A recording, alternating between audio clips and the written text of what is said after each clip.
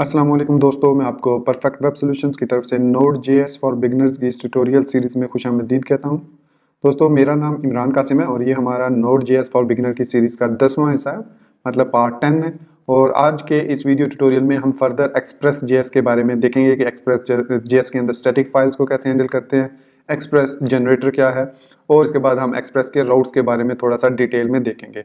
तो दोस्तों, इससे पहले कि मैं अपने इस वीडियो ट्यूटोरियल को स्टार्ट करूं, मैं आपसे रिक्वेस्ट करूंगा कि अगर आपने अभी तक मेरे चैनल को सब्सक्राइब नहीं किया तो काइंडली इसको सब्सक्राइब जरूर कर लें और साथ में मौजूद बेल का आइकन प्रेस करना मत भूलिएगा, ताकि मेरी आने वाली हर नई वीडियो या सीरीज की नोटिफिकेशन आपको आपकी ईमेल में या आपकी यूट्यूब ऐप में आपको मिलती रहे और आप उससे अप टू डेट रह सकें। Thank you very much. तो चलिए शुरू करते हैं इस वीडियो ट्यूटोरियल को।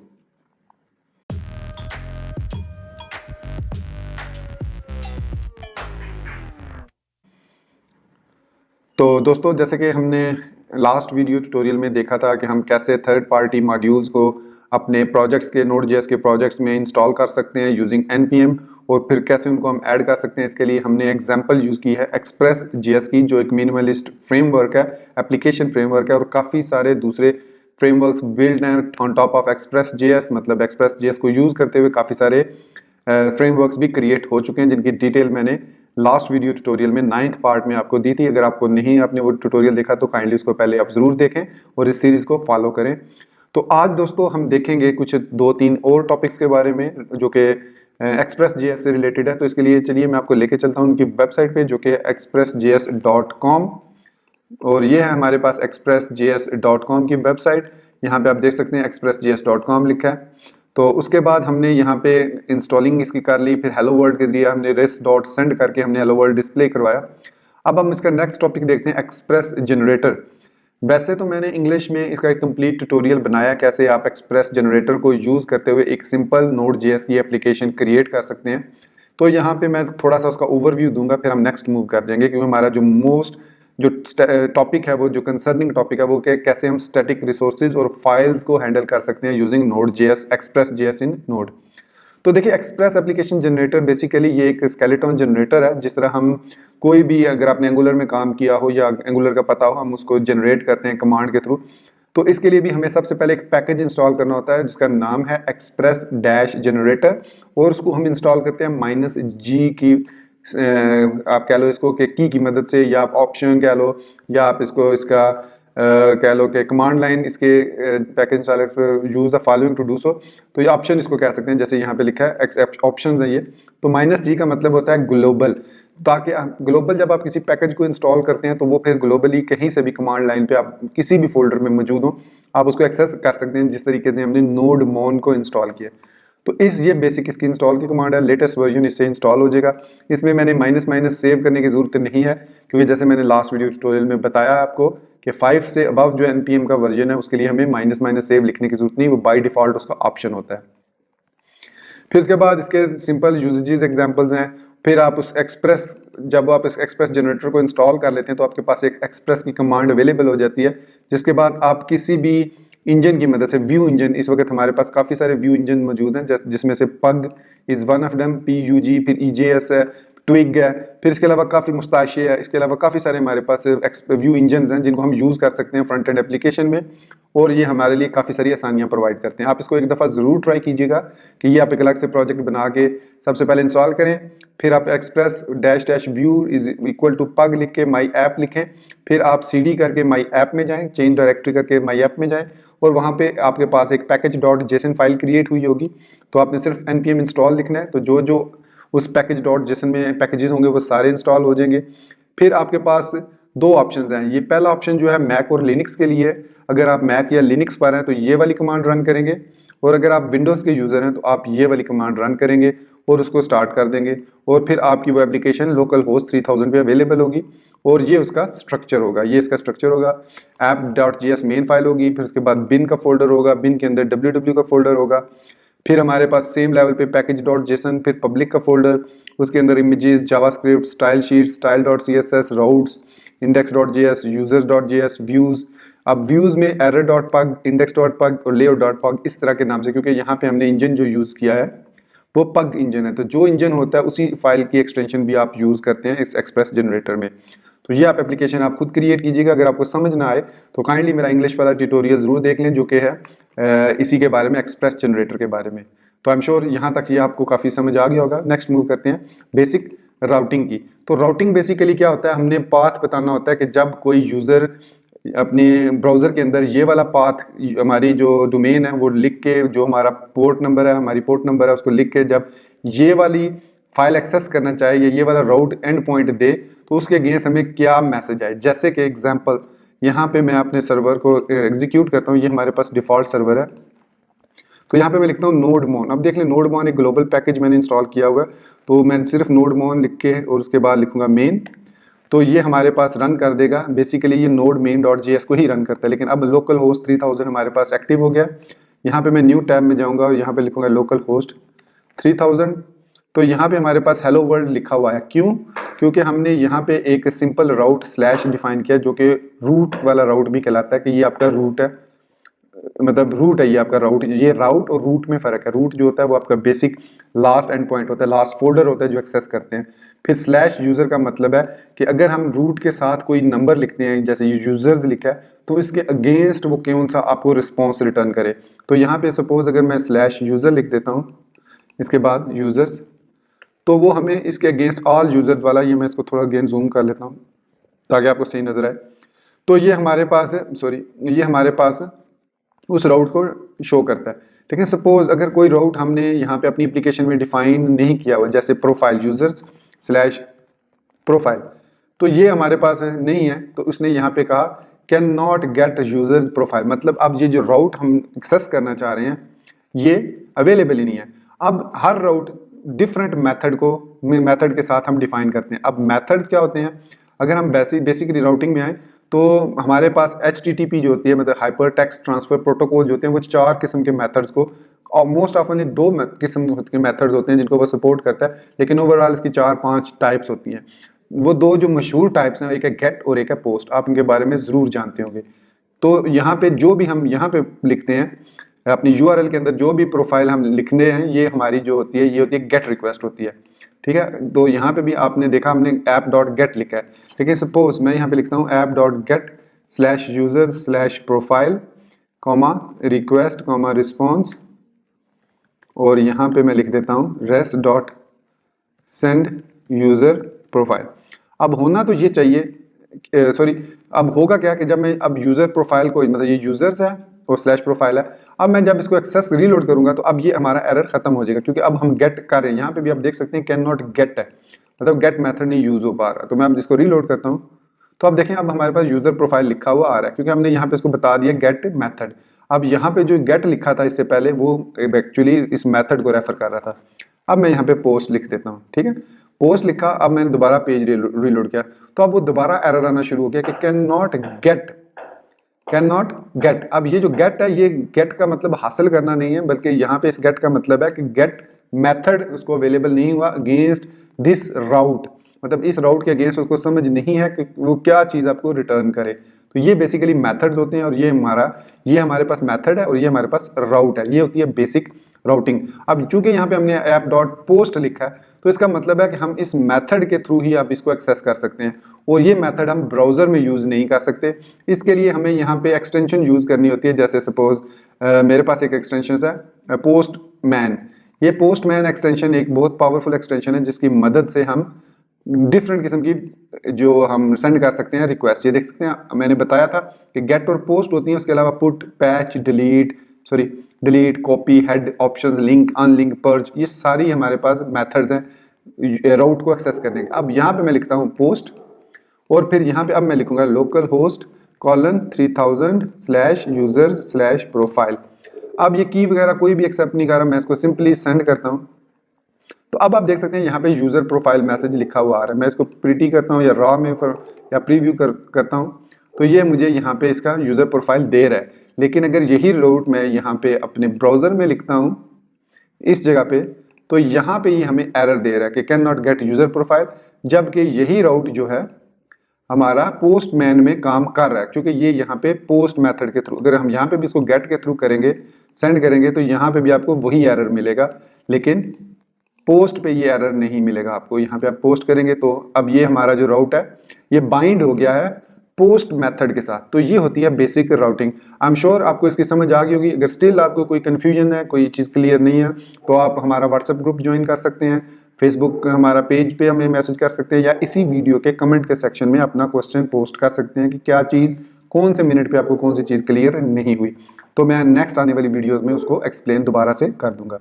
तो नेक्स्ट मूव करते हैं दोस्तों। यहाँ तक ये ठीक हो गया बेसिक राउटिंग, और ये यहाँ पे आप देख सकते हैं कि यहाँ पे ये सारी आपको उन्होंने बेसिक राउटिंग यही चीज़ समझाई है। तो नेक्स्ट है हमारे पास static files. Static files basically क्या होता है कि आप अपने जब वेबसाइट क्रिएट करते हैं तो उसमें कुछ रिसोर्सेज ऐड करते हैं, जैसे images, CSS file, JavaScript file, दूसरी जावास्क्रिप्ट फाइल जैसे क्लाइंट साइड जावास्क्रिप्ट फाइल, उसके अलावा HTML फाइल्स। तो उनको आप कैसे अपने प्रोजेक्ट के अंदर, अपने Node.js के अंदर ईजीली मैनिपुलेट कर सकते हैं। तो उसके लिए हमारे पास जो हमारा एक्सप्रेस ऑब्जेक्ट है वो हमें एक मेथड प्रोवाइड करता है स्टैटिक का, जिसमें हम उस पाथ को डिफाइन कर देते हैं और फिर हम वहाँ से जो भी फाइल एक्सेस करना चाहें वो इजीली एक्सेस कर सकते हैं। तो सपोज इसके लिए स्टैटिक फाइल्स के लिए मैं यहाँ पे लिखता हूँ कि app.use, और अब ये वाला ऐप है इसका मेथड यूज है, और अब इस एक्सप्रेस का मैं यहाँ पे express.static, और इसके अंदर मैं डिफाइन कर देता हूँ इस तरीके से डरनेम प्लस स्लैश पब्लिक। अब इसका मतलब ये है कि पब्लिक के अंदर जो भी हमारे पास फोल्डर्स या फाइल्स हैं वो स्टैटिक रिसोर्सेज हैं। तो यहाँ पे मैं एक फोल्डर बना लेता हूँ पब्लिक का। अब इस पब्लिक फोल्डर के अंदर हम जो भी फाइल्स फोल्डर क्रिएट करना चाहें वो हम स्टैटिक रिसोर्सेज के लिए कर सकते हैं, चाहे वो HTML फाइल है, चाहे वो जावास्क्रिप्ट की फाइल है, चाहे वो CSS की फाइल है, चाहे वो इमेज की फाइल है। जो भी फाइल है हम उसको एक्सेस कर सकते हैं अगर हम उसको पब्लिक के फोल्डर के अंदर रखें। तो सपोज मैं यहाँ से एक फाइल है, सॉरी यहाँ से मैं एक फाइल को ऐड कर लेता हूँ पब्लिक फोल्डर, और उसके बाद मैं यहाँ से एक फाइल कॉपी करता हूँ अपने डेस्कटॉप से। डेस्कटॉप में ट्यूटोरियल्स वाले फोल्डर में मेरे पास एक यहाँ पे मैं एक फाइल है Node.js, ये मैं कॉपी कर लेता हूँ, और इसको मैं यहाँ पे पब्लिक के फोल्डर के अंदर एक नया फोल्डर बना के, इमेजेस का फोल्डर बना के, इसके अंदर मैं इसको, बल्कि यहाँ पे मुझे ड्रैग एंड ड्रॉप करना पड़ेगा इसको। तो मैं यहाँ से इसको अपने जो डेस्कटॉप पे मेरा जो इसका फोल्डर Node.js का फोल्डर है उसके अंदर पब्लिक के फोल्डर के अंदर इमेजेस के फोल्डर में यहाँ पे मैं पेस्ट कर देता हूँ। तो ये ऑटोमेटिकली यहाँ पे हमारे पास यहाँ पे आ जाएगी। तो ये हमारे पास इमेज आ चुका है, मतलब अब इमेजेस के फोल्डर में। तो अब अगर हम इसको एक्सेस करना चाहें तो हम ब्राउज़र में सिंपली localhost/images/ और उसके बाद इमेज का नाम Node.js in urdu.jpeg लिख के एंटर करेंगे। सॉरी यहाँ पे मैंने, तो ये देख सकते हैं हमारे पास वो इमेज जो है वो ब्राउज़र के अंदर लोड हो चुका है। तो लेकिन अगर मैं ये भी चीज़ बता दूं कि अगर हमने यहाँ पे ये स्टैटिक पाथ डिफाइन ना किया हो express.static, तो हम इसको यूज़ नहीं कर सकते। अब मैंने इसको सेव किया और नोड ऑटोमेटिकली रीस्टार्ट हुआ। अब मैं इसको रीलोड करता हूँ तो आप देख सकते हैं can not gate images/node.js in urdu.jpeg file. अब ये कह रहा है कि ये जो आप राउट एक्सेस कर रहे हैं यहाँ पे, ये अब उसको फाइंड नहीं हो रहा। लेकिन अगर मैं यहाँ पे app.use express.static करूँ तो अब हम उसको एक्सेस कर सकते हैं। यहाँ पे अब हम इसको एक्सेस कर सकते हैं, देख सकते हैं आप यहाँ पे अब हम अपने इमेजेस ऐड कर सकते हैं। तो इसका दूसरा हमें फ़ायदा ये है, अगर ये तो चलिए एक फ़ायदा कि हम डायरेक्ट URL में इसको एक्सेस करें। इसका दूसरा हमें फ़ायदा ये है कि सपोज यहाँ पे हमने एक इंडेक्स फाइल बनाई है index.html, और इसके अंदर हम यहाँ पे h1 लिखा है वेलकम टू ओवर वेबसाइट, ये लिखा, और फिर मैंने यहाँ पे एक इमेज का टैग लगाया और इसमें अब ./public/images/Node.js in urdu मैंने ये लिखा और इसको सेव किया। सेव करने के बाद जब मैं इस पेज को दोबारा रीलोड करूँगा, सॉरी ये रूट तो वही है, main.js में जाऊँगा। अब यहाँ पे ये रूट है, इसमें मैं यहाँ पे अब इस फाइल को लोड करना चाह रहा हूँ index.html को। तो इसके लिए हमें response.send फाइल करना पड़ेगा, और यहाँ पे मैं हमेशा डर नेम यूज़ करता हूँ ताकि हमारा पाथ जो है वो सही रहे, और यहाँ पे मैं लिख देता हूँ index.html, सिंपल।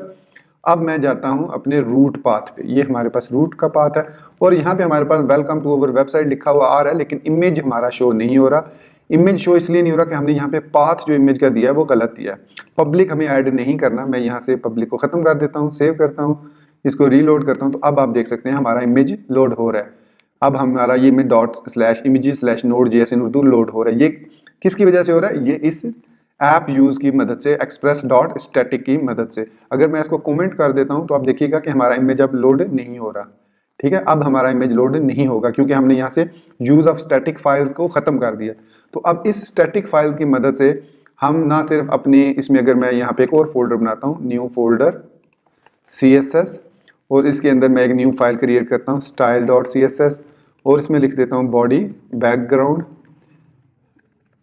DDD, सेव किया। अब मैं index.html में जाता हूँ, यहाँ पे लिंक ऐड करता हूँ ./css/style.css, सेव किया, इसको रीलोड किया। तो आप देख सकते हैं हमारा बैकग्राउंड चेंज हो चुका है। अगर आपको फिर भी समझ नहीं आई तो अब style.css में मैं यहाँ पे जाके H1 का कलर रेड कर देता हूँ, H1 कलर रेड, क्योंकि जो हमारे पास H1 है ये, और इसके बाद मैं इसको टेक्स्ट लाइन सेंटर कर देता हूँ, रीलोड करता हूँ। तो अब आप देख सकते हैं कि हमारा जो टेक्स्ट है वो सेंटर लाइन है और रेड कलर में हो चुका है। ये किसकी वजह से है? अगेन मैं कहूँगा कि ये इस एक्सप्रेस डॉट स्टैटिक की मदद से है। तो यहाँ पे अगर मैं इसको कमेंट आउट कर देता हूँ तो अब हमारा ना ही कलर रेड होगा, ना ही सेंटर लाइन होगा, ना ही हमारा इमेज लोड होगा। तो हमारे लिए ये बहुत ज़रूरी है कि अगर हम कोई इंडेक्स फाइल लोड कर रहे हैं और उसके अंदर हम रिसोर्सेज को लोड करना चाह रहे हैं तो उसके लिए हम यहाँ पे स्टैटिक रिसोर्सेज का पाथ डिफाइन करेंगे, फिर हम उसको यूज़ कर सकते हैं। ठीक है, तो ये है हमारे पास स्टैटिक फाइल्स का पाथ। इसके अलावा हमें यहाँ पे वो एक और चीज़ बताता है। यहाँ पे अगर मैं स्क्रॉल डाउन करूँ तो यहाँ पे कहता है to create a virtual path prefix where the path does not actually exist in the file system.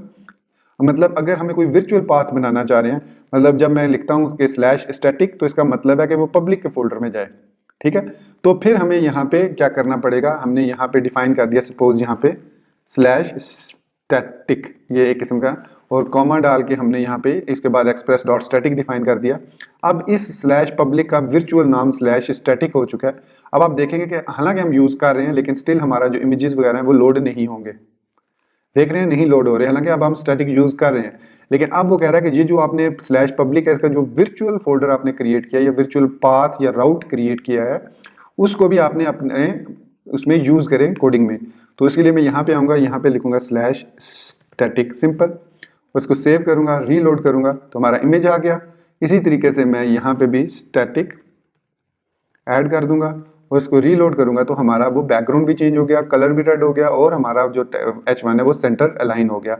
इस तरीके से हम यहाँ पे वर्चुअल पाथ भी डिफाइन कर सकते हैं using over express dot static. तो यही चीज उसने यहाँ पे बयान की है, यही चीज वो बता रहा है कि जब आप ऐप यूज करके /स्टैटिक करते हैं तो इसका मतलब है कि आप एक वर्चुअल पाथ, अब ये वर्चुअल पाथ है मतलब ये एक्चुअली ये आपके सर्वर पे एग्जिस्ट नहीं करता, लेकिन यूजर को ये नजर आएगा कि वो स्टैटिक के अंदर आप इमेजेस को ढूंढ रहे हैं। तो वो ये किस्म की आप समझ लें कि सिक्योरिटी भी लग जाएगी आपकी, कि यूजर जो एक नॉर्मल यूजर है वो यही समझेगा कि हमारे सर्वर के ऊपर एक स्टैटिक का फोल्डर है जिस फोल्डर के अंदर इमेजेस का फोल्डर है। हालांकि एक्चुअली में हमारा जो फोल्डर है वो पब्लिक का फोल्डर है जिसके अंदर इमेजेस का फोल्डर है, जिसके अंदर CSS का फोल्डर है, जिसके अंदर JS का फोल्डर है, जिसके अंदर हमारी HTML फाइल्स का भी फोल्डर है। तो इसका मतलब है कि यहाँ पे अब हम न्यू फोल्डर क्रिएट करते हैं, न्यू फोल्डर पेजेस। अब यहाँ पे मैं एक पेज क्रिएट करता हूँ about.html और यहाँ पे अब मैं इसको लिख सकता हूँ suppose about us H1 about us। अब इस पाथ को एक्सेस करने के लिए हमें क्या करना पड़ेगा? ये मैं इसका रूट पाथ पे हूँ तो इसके लिए हमें लिखना पड़ेगा /static /about.html। तो यहाँ पे हमने जब लिखा static /about.html sorry static /pages तो अब हमारे पास ये पेज ओपन हो गया। तो अब यहाँ पे आप देख रहे हैं हमें स्टैटिक भी लिखना पड़ रहा है, पेजेस भी लिखना पड़ रहा है, फिर उसके बाद about.html। तो हम यहाँ पे एक और भी काम कर सकते हैं, मल्टीपल स्टैटिक पाथ जो है वो डिफाइन कर सकते हैं। मतलब कहने का ये है कि यहाँ पे मैं app.use /pages express.static और सॉरी मैंने यहाँ पे आई थिंक डॉट नहीं से लिखा, स्टैटिक ब्रैकेट के अंदर डर नेम प्लस /pages आप कर लो। अगर आप यहाँ पे भी पेजेस ही कर रहे हो तो मेरे ख्याल में यहाँ पे पेजेस करने की जरूरत नहीं है, आप सिंपली इतना लिख सकते हो पेजेस, या आप लिख सकते हो /public /pages। इस तरीके से भी आप इसको डिफाइन कर सकते हो। तो अब पेजेस को भी हम डायरेक्टली एक्सेस कर सकते हैं। मतलब अब हमारे पास ये जो about.html है ये डायरेक्टली एक्सेस हो सकता है अगर यहाँ पे हम पेजेस ना भी लिखें। मतलब अब यहाँ पे हम ये चीज़ अगर नहीं भी लिखते, सिंपल about.html लिखते हैं, तो आप देख रहे हैं तब भी हमारे पास ये about.html एक्सेस हो रहा है। मैं यहाँ पे इसको थोड़ा चेंज कर देता हूँ ताकि आपको ये ना लगे कि शायद, तो मैं इसको रीलोड करता हूँ तो आप ये देख सकते हैं कि अब हमारा about.html काम कर रहा है। लेकिन ये यहाँ पे, अब यहाँ पे हम स्टैटिक पेजेस क्रिएट कर सकते हैं, जैसे गैलरी है .html है, यहाँ पे हम गैलरी क्रिएट कर सकते हैं अपनी ओवर गैलरी। मेरा मकसद यहाँ पे हरगिज़ आपको वो चीज़ें पेजेस डिज़ाइन करना नहीं है, बल्कि सिर्फ समझाना है कि राउटिंग काम किस तरह कर रही है और स्टैटिक फाइल्स का क्या फंक्शन है। तो यहाँ पे अब अबाउट अस है, तो यहाँ पे अब मैं गैलरी को लिखता हूँ, gallery.html, and that's good to go. हमारी गैलरी भी ओपन हो रही है और जो यूज़र्स हैं उनको भी पता नहीं चलेगा कि ये कहाँ से पेजेस। आप देख सकते हैं कि यहाँ पे हमारे पास कहीं पे भी पाथ वगैरह डिफाइन नहीं है। तो दोस्तों ये था हमारे पास आज का वीडियो ट्यूटोरियल, जिसमें हमने देखा कि एक्सप्रेस जनरेटर क्या है, बेसिक राउटिंग क्या होती है, उसके बाद हम कैसे राउटिंग के थ्रू स्टैटिक फाइल्स को हैंडल करते हैं using express dot static method को। तो अगर इस बारे में आपके जहन में कोई भी क्वेश्चन हो तो आप यहाँ पे हमारे कमेंट सेक्शन को यूज़ कर सकते हैं, और इसके अलावा आप हमारा व्हाट्सएप ग्रुप भी ज्वाइन कर सकते हैं, वहाँ पे भी आप क्वेश्चन पूछ सकते हैं टू द टॉपिक। आप जो ट्यूटोरियल आप देख रहे हैं उसमें अगर आपको कोई चीज़ समझ नहीं आई तो उसके मुतालिक आप हमसे क्वेश्चन पूछ सकते हैं, and we will definitely try our best to explain it to you. तो दोस्तों यहाँ पे मैं अपना ये ट्यूटोरियल ख़त्म करता हूँ और उम्मीद करता हूँ कि आपको ये डिटेल ट्यूटोरियल काफ़ी पसंद आया होगा। सॉरी थोड़ी सी ट्यूटोरियल लंबा हो गया, एनीवेज आई एम श्योर आप इसको एंड तक ज़रूर देखेंगे। सो दुआ में याद रखिएगा और इस वीडियो को लाइक करना और चैनल को सब्सक्राइब करना मत भूलिएगा, it is a request. So thank you very much for being with me till end. Take care, अल्लाह हाफिज़ एंड बाय।